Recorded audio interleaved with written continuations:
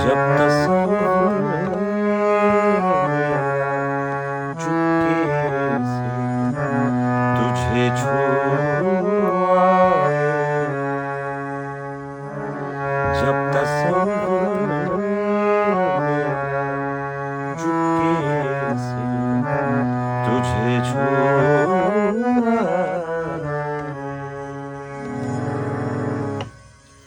अस्सलामुअलैकुम तमाम दोस्त, कैसे हैं? ठीक हैं? मैं उम्मीद करता हूं आप ठीक हैं। मैं भी अल्लाह की रहमत से ठीक हूं।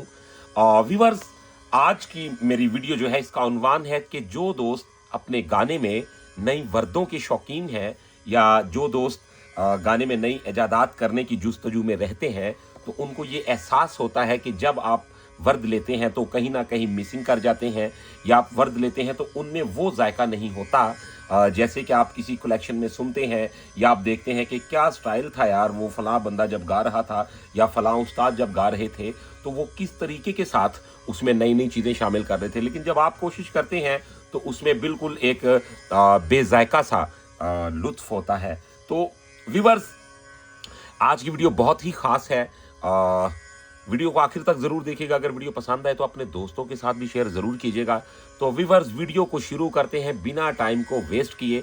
आपको मैं एक बात बताता चलूं कि जैसे तीसरी जमात के स्टूडेंट का सिलेबस अलग होता है, इसी तरह पांचवी के स्टूडेंट का सिलेबस अलग होता है, मैट्रिक के स्टूडेंट का जो सिलेबस है वो अलग होता है। इसी तरह मौसीकी में भी दर्जा बदर्जा सिलेबस होते हैं।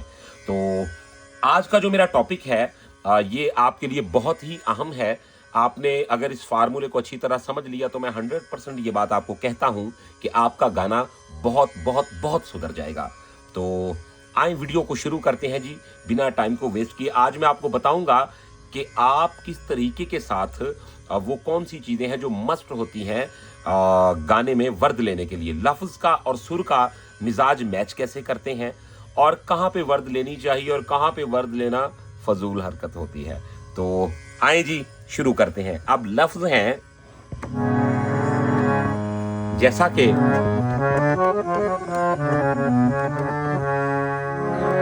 लफ्ज है जब तस्वीर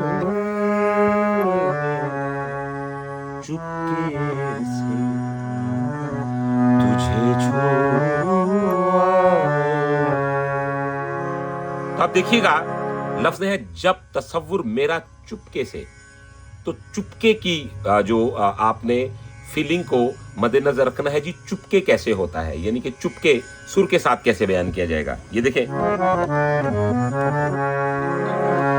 जब तसव्वुर मेरा चुपके से, तो चुपके से। तो अगर मैं कहता हूं जब तसव्वुर मेरा चुपके से, तो ये फजूल है।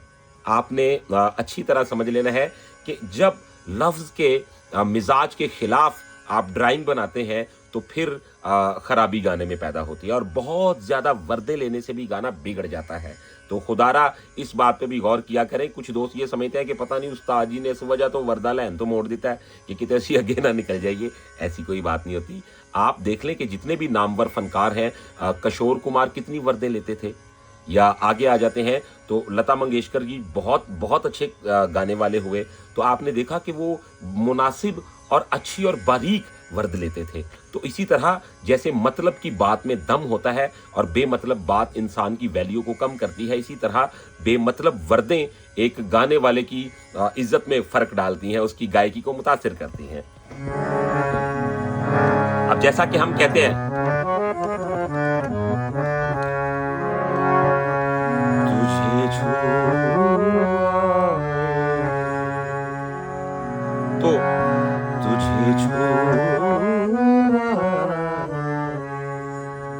तो यहां तक खूबसूरत लग रहा है।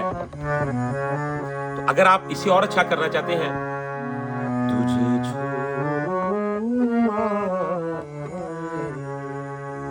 ये कर सकते हैं, तुझे तो ये इसके मिजाज के मुताबिक वर्दे ली जा रही है। ठीक है, तुझे छू तुझे छू। तो अगर मैं कहता तुझे छू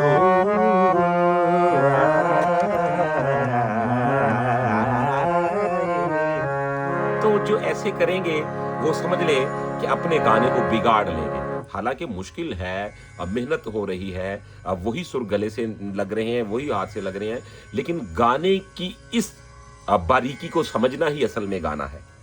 ठीक है, अब थोड़ा सा आगे बढ़ते हैं। अब बात करते हैं तलफ्फुज की।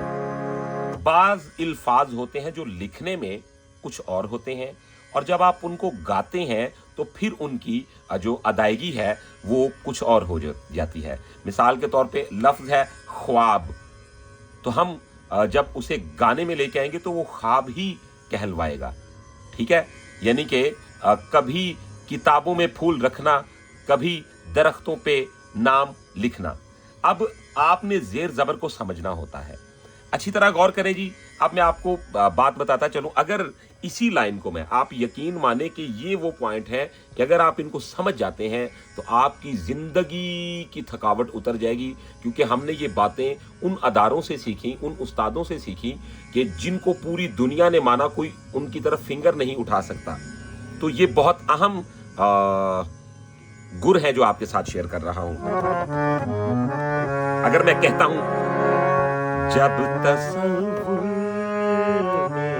तो ये देखें जब अब इसमें गलत क्या था, आप जज करें भी इसमें गलत क्या था। आप यकीन माने कि ये लाइन में बहुत एक लफ्ज को बुरी तरह से मैंने पेश किया है। वो कौन सा लफ्ज है, ये देखें, जैसे जब तसव्वुर में,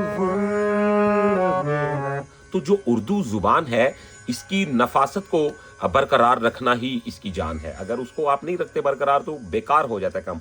अब लफ्ज है जब नहीं, तो आप करते हैं जब, तो ये जब ठीक है। तो अगर मैं जब तक, तो जब नहीं कहना आपने। ठीक है, ये अब यहां से ये फार्मूला मिलता है कि कब नहीं। लफ्ज है जब नहीं, तब नहीं। ठीक है, सब नहीं। अब ये मुकम्मल एक इसका समझ लें कि आपने फार्मूला ज़हन में बिठा लेना है कि आपने इस तरह लफ्जों को पेश करना होता है। ठीक है, जैसा कि तो मैं कहता हूं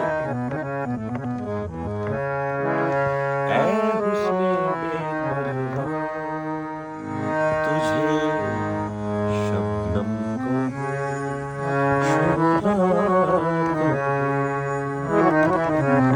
अब लफ्ज है फूलों में भी, तो लफ्ज फूलों में भी है, फूलों में भी नहीं।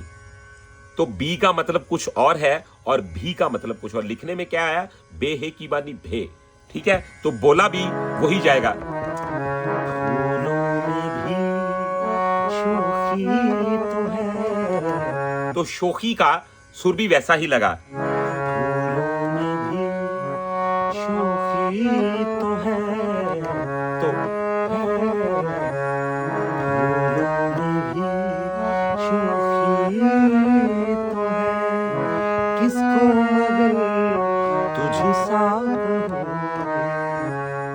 तो आपने देखा कि लफ्जों को और सुरों को मैच करके पेश किया जाता है, ना कि आपका जो दिल में आया गलत आ गया, बेकार आ गया तो आप वही डिजाइन बना देंगे। तो ये गाने के बिल्कुल खिलाफ है। और आप एक बात याद रखिएगा, जब आपकी गलत आदत बन जाती है तो फिर आपका गाना भी बिगड़ता है। सबसे मस्त चीज क्या है, आपके गले का पिच कौन सा है, आपको रियाजत कहां से करनी चाहिए और गाना कहां से गाना चाहिए। रियाजत का जो पिच है वो और बनता है, और जो गाने के लिए आपका पिच होता है उसमें और रियाजत के पिच में थोड़ा डिफरेंस होता है, क्योंकि रियाजत आपको मुसलसल करना होती है, आपके वोकल्स गार्ड भी बचे रहें और आपका गाना भी अच्छा हो। तो अगर आप इन चीज़ों के एटिकेट्स नहीं रखते या आपको किसी ने बताया नहीं, तो आपकी पूरी जिंदगी की रियाजत आपको फायदा देने की बजाय नुकसान देना शुरू कर देती है। अच्छा जी, अब एक छोटी सी बात और समझ लें। अब टेम्पो के मुताबिक हमने वर्द लेनी होती है, जैसा कि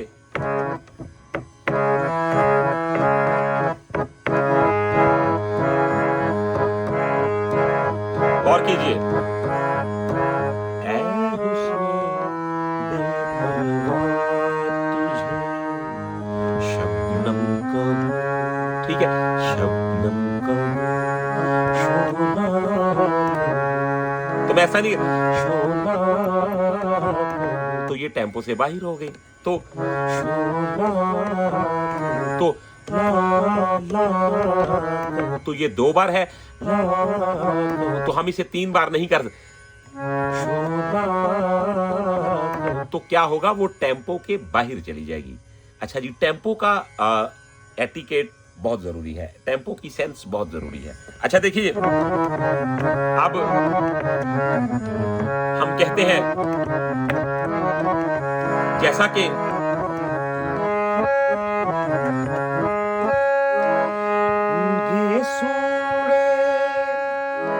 महकी फजा जादू करे आंखें तेरी, तो लफ्ज है फजा, फिजा लफ्ज नहीं। तो ज्यादातर क्या होगा, लफ्ज फिजा यूज करते हैं। आप यकीन माने कि ये बातें नहीं, ये अनमोल मोती हैं। अगर आप इनको प्रॉपर समझते हैं तो आपकी पूरी जिंदगी इन गुरों के साथ गुजरेगी और आप किसी महफिल में अनपढ़ गाने वाले नहीं लगेंगे या अनाड़ी नहीं लगेंगे। आप इन बातों का ख्याल जरूर रखा करें। अच्छा जी, तो मैं कहता हूं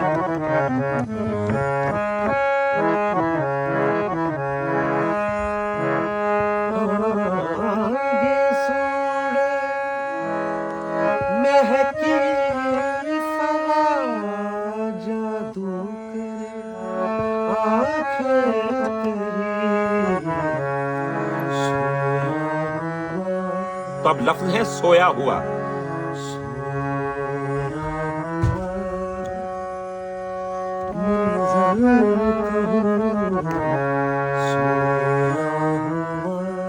तो अब है लफ्ज सोया हुआ।